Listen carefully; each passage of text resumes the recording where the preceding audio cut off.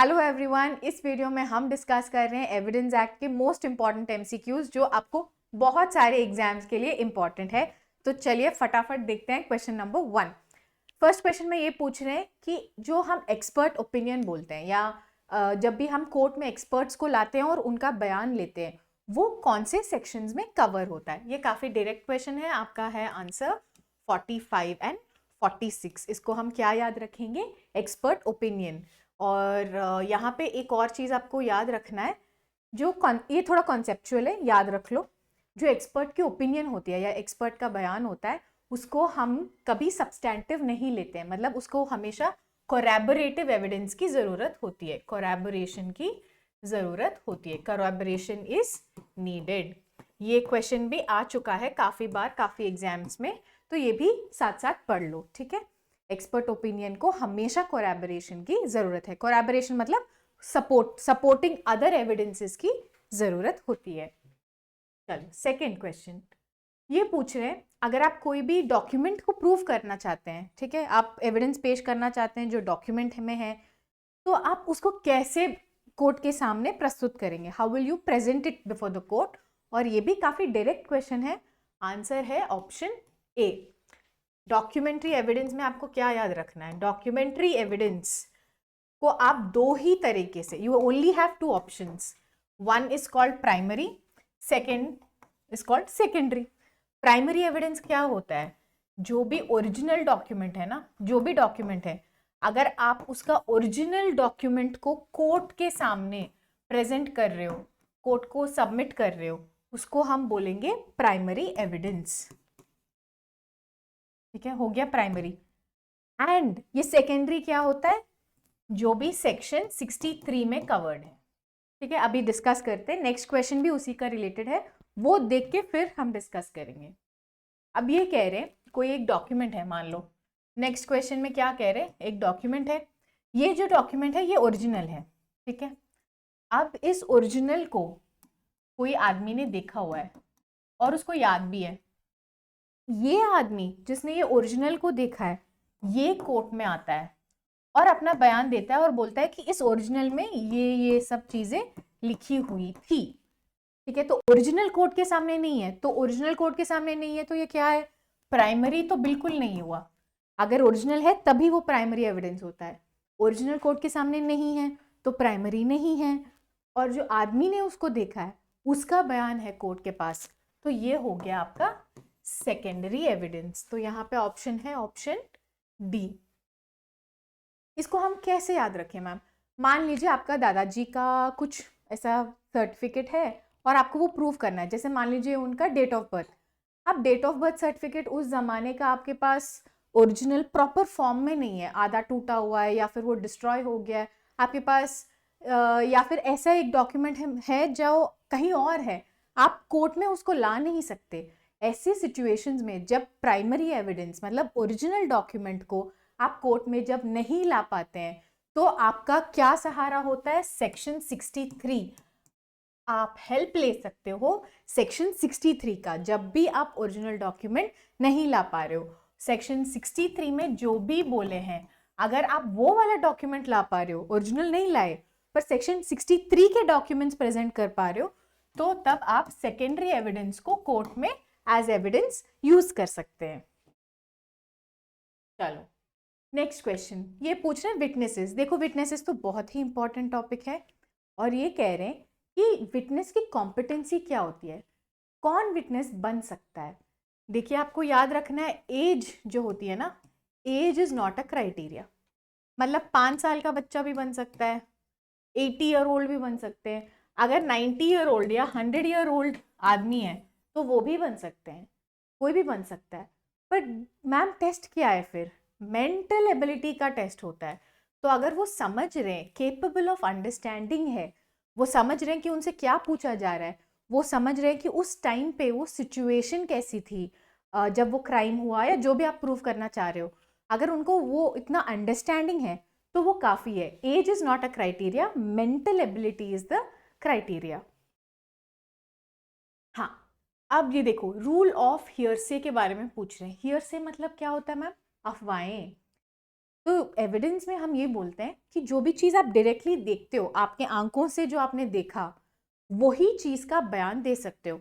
जैसे ऊपर भी हमने देखा, वो डॉक्यूमेंट जो था, जो आदमी उसने डॉक्यूमेंट का ओरिजिनल देखा, वही आके कोर्ट में बता पाया।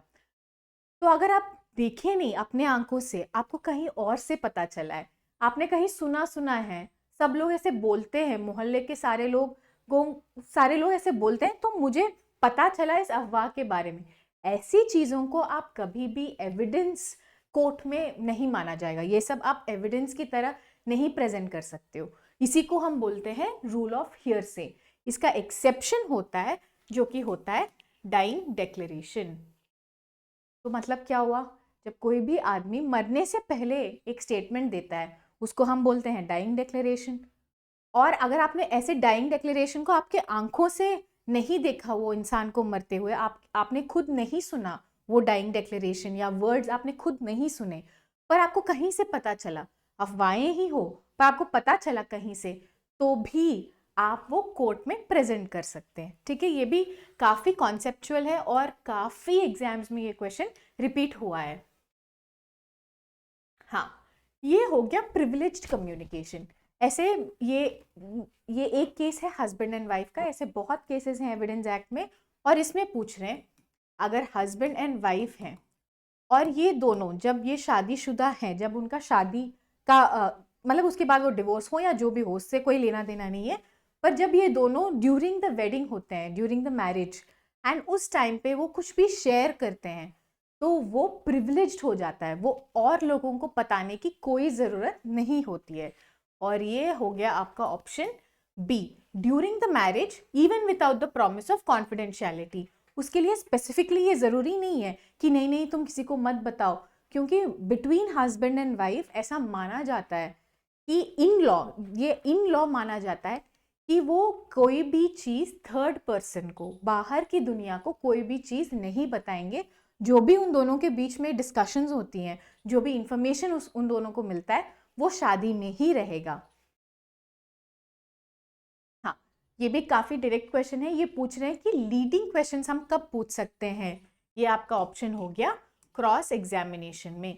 क्रॉस एग्जामिनेशन में आप हमेशा लीडिंग क्वेश्चंस पूछ सकते हो, रिमेंबर, ओके। क्रॉस एग्जामिनेशन में हमेशा पूछ सकते हो, एग्जामिनेशन इन चीफ में पूछ सकते हो, पर उसके लिए आपको कोर्ट का परमिशन लेना बहुत ज़रूरी है। हाँ चलो, ये काफ़ी सिंपल क्वेश्चन है। ये पूछ रहे हैं जो चार्जशीट है आईपीसी का, उसमें जो फाइल होता है चार्जशीट, वो पब्लिक डॉक्यूमेंट है कि प्राइवेट डॉक्यूमेंट है। वो हो गया आपका पब्लिक डॉक्यूमेंट। हाँ, देखो ये थोड़ा इंपॉर्टेंट क्वेश्चन है। ये पूछ रहे हैं पेटेंट एम्बिग्विटी क्यूरेबल होती है या इनक्यूरेबल होती है। यहाँ पे पेटेंट का मतलब क्या होता है? पेटेंट मतलब होता है जो आपको दिख रहा हो, वेरी विजिबल। ऐसे याद रख लो। आपको पेटेंट कहाँ मिलता है, कब, किन चीज़ों के लिए मिलता है?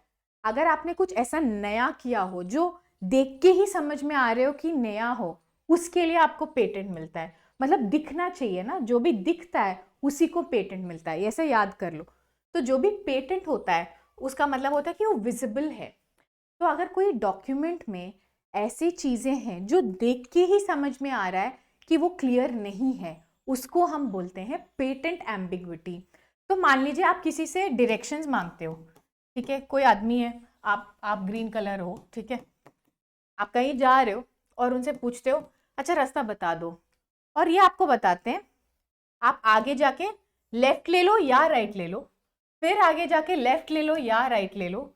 अगर आपको ऐसे बता रहा है तो आपको देख के मतलब सुनते ही समझ में आ रहा है कि ये क्लियर नहीं है ना। ये देख मतलब सुनते ही आपको समझ में आ गया ये क्या बता रहा है। आगे जाके लेफ्ट लूँ या राइट लूँ क्लियरली बताया ही नहीं है। मतलब आप वहीं पे डिसाइड कर लिए कि ये जो बंदा बता रहा है वो ऑब्वियसली ये विजिबली गलत है, तो इसको हम बोलते हैं पेटेंट। अब इसका ऑपोजिट क्या है? पेटेंट का ऑपोजिट है लेटेंट। लेटेंट मतलब जो दिखता नहीं हो, इनविजिबल। ठीक है, तो इस एग्जाम्पल में क्या हो गया, जैसे मान लीजिए सेम एग्जाम्पल लिया, ये तो हो गया पेटेंट। अब आपने पूछा ग्रीन कलर में हो आप, आपने पूछा कैसे जाए, वो कहता है आगे जाओ, लेफ्ट ले लो, फिर आगे जाओ, फिर राइट ले लो, एंड यहाँ पे रुक जाता है और बोलता है कि यहाँ पे ना वो आपको मिल जाएगा। देख के तो नहीं लग रहा है ना, जैसे आपने ये वाला डायरेक्शन सुने तो आपको लगा हाँ ठीक ही बोला होगा, है ना। गए, लेफ्ट गए, फिर आगे गए, फिर राइट गए, और जब आप यहाँ पे पहुंचते हो आपको तब लगता है यहाँ पे तो है ही नहीं। तो यहाँ पे जब आप चले तब आपको पता नहीं था कि ये गलत रास्ता है। Only when you implement it, implementation की जब बारी आई, तो यहाँ पे कौन सा वर्ड याद रखना है, इम्प्लीमेंटेशन।